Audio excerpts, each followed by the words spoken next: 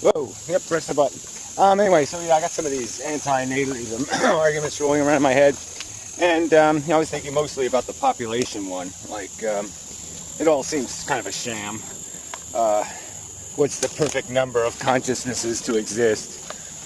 If people could just pop a bunch of planets into existence with billions of people and billions of animals, I don't think they'd really do that. Really don't. Especially if they don't get to put their signature on it. Or get an award for it. Like a little blue ribbon or something. If they can only do it in secret. Yeah, I don't think they'd be doing it. So, I mean, all this sort of, like when I roll this around my head, I mean, the arguments are so obvious, the collateral damage kind of nature of it all. And everybody knows that's kind of wrong to impose. So the impose argument's pretty strong. The argument that it is just something you're caught up in, that, you really aren't going to do life if you're not possessed by the need machine, the desires. You were born without any desire, like some broken dysfunction. You're not hungry. Yeah, you wouldn't want somebody to have that circumstance, because life would just be a big dull piece of crap then. Yeah, so I mean the arguments are solid.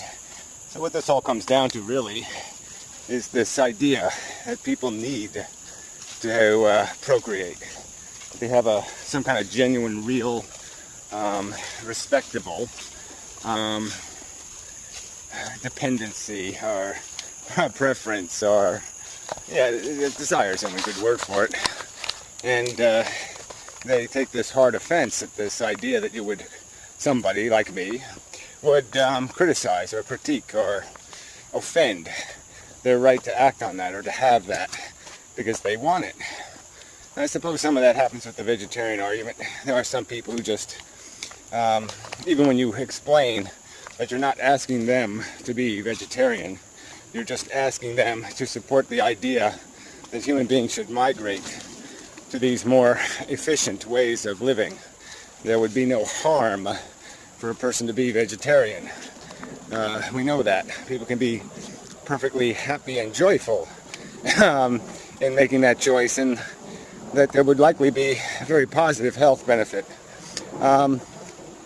So, yeah, there's no downside to it. So just uttering the words. But the fear is that something's going to impose on them and tell them they have to change, and they don't want to do that. Yeah, and maybe all this resistance to anti-natalism is built out of a lot of the same crap. But then again, you have the metamorph types who had children and certainly recognized the error, the mistake they made. See, I mean, to me, he's a good example because he has been in different places, philosophically, intellectually, and so there's value in understanding those migrations. Because I'm at a disadvantage. I mean, I never did believe in God, and I never did think, life was all that kick-ass. I mean, I saw the flaws in it quite early, and I couldn't just see past them. I couldn't just say, oh, life is just super cool. I liked things in nature. I was empathetic towards them even, but nature itself I wasn't too pleased with. Anyway, the point is, I was never someone who would press the button to be making things, imposing this life game on things, because I never really understood what the hell the game was. Why the fuck it needs to be played, what the hell even my role in it would be. That's another part of this. I mean, most human beings, we've got 7 billion people on planet Earth. How many of them are doing something spectacular? Really a very small percentage. Even the amount of people talking philosophy on the internet is rather minuscule. And you're saying 7 billion people, and well, you got a few thousand people at best on the entire internet that are saying anything, or doing anything, or even in the world, not even just on the internet. I mean, Dawkins is sort of on the internet, but not really. yeah, it stuns me how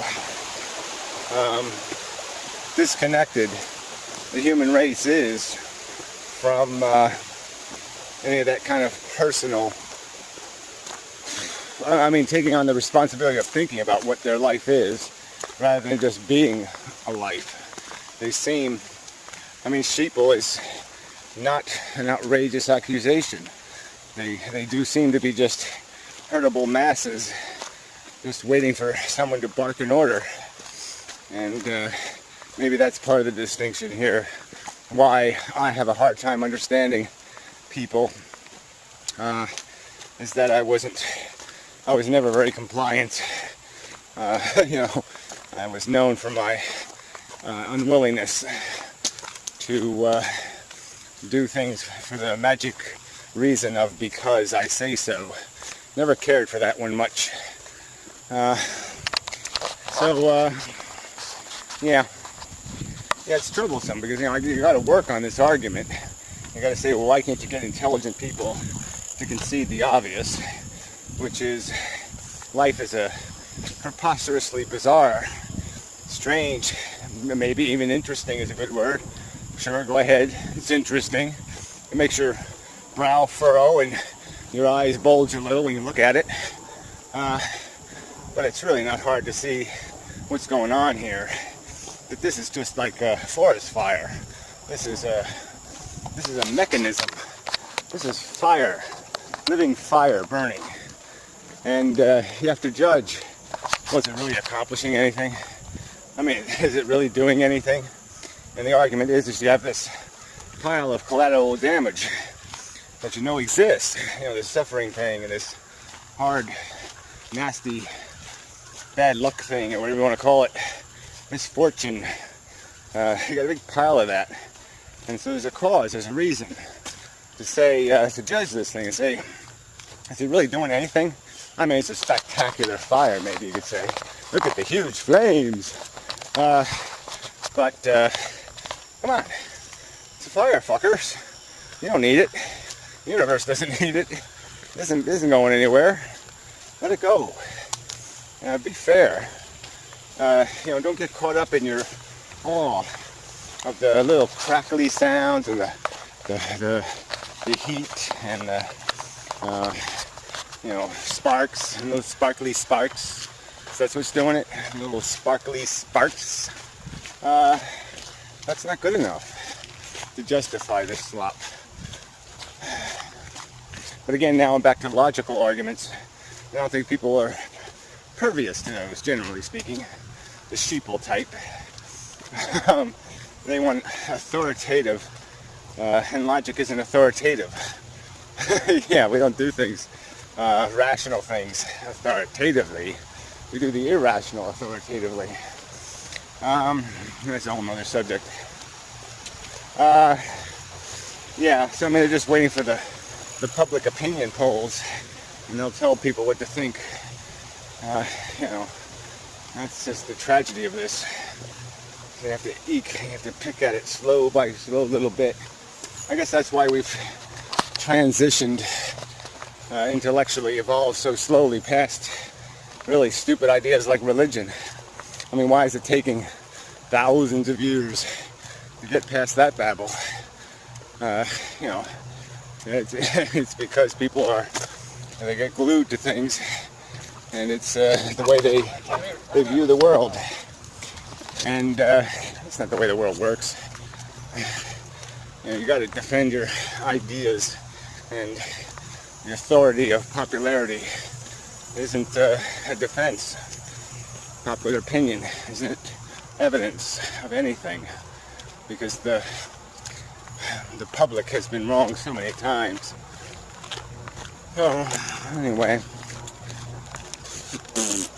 yeah, God, I'm tired. Feel tired. Probably just depressed or something.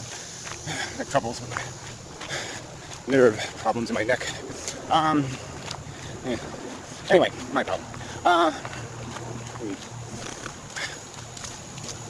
Anyway, well, that was a nice waste. Thank you very much. I can't talk anymore. I'm struggling to make my mouth utter words, which isn't a good sign. Probably a brain tumor. But anyway, back to the subject. Where was I? Yeah, so who knows? Finding the right argument. But they're right there. I mean, the story's right there. And the only thing you can combat it with is just mumbo jumbo. You know, we've always done it this way. Or that's the way people are. Or nature says so. I mean, none of it's anything. It doesn't, you know, goes nowhere. And the psychology, you know, of natalism or having kids, it's just so, you know, you'd think people could see past it just because they'd see what happens to other people. They'd see how their kids age them. They'd see all the bad examples out there. I mean, it really isn't. It really is. There's not a whole. You don't go out and just find a ton of little happy-pappy, everything went just right kind of families. There's all kinds of dysfunction, and you know, where it just doesn't really work very well, and sloppy and messy. And so, why would somebody step into that shit? Why would they? No. Why would they want to? Where does that desire come from? I can imagine the ego part. You know, just the part where you're so afraid of dying, and so afraid of not being, and that you got to cling to some idea that you can leave something behind, and maybe even you want something that might look like you or think like you, because you think you is so special. Well, I can see a little of that maybe occurring to people, but I can't see it being all that potent that you'd invest your whole life in it. And then there's certainly the woman thing, and they really want to do that unconditional love thing. You know, and you know, I can't, you know, there's a certain nature to that, so I can't blame them for having the impulse. But again, it doesn't seem like it should be a controlling impulse. It seems like you can supplement, find other ways to express your need to love, whether through adoption or, you know, even giving good service to people, volunteering and such. So yeah, I can, you know, it's all just psychology that seems mutable. It's not as devastating, you know, as a, you know, as being born a woman in a man's body or something. You really should be able to get over it. Alright, just one more video in the pile of videos. Yeah, I probably should make less. I think the hurricane will slow me down. Still on its way here, but looks a little bit like it's falling apart. But it wouldn't take much of a hurricane to blow my house down. Yeah. So maybe I'll be out of business. Who knows? I'm beginning to lose interest myself. Yeah. Time to walk in traffic with my head down, I think. Anyway, till the next time. And such.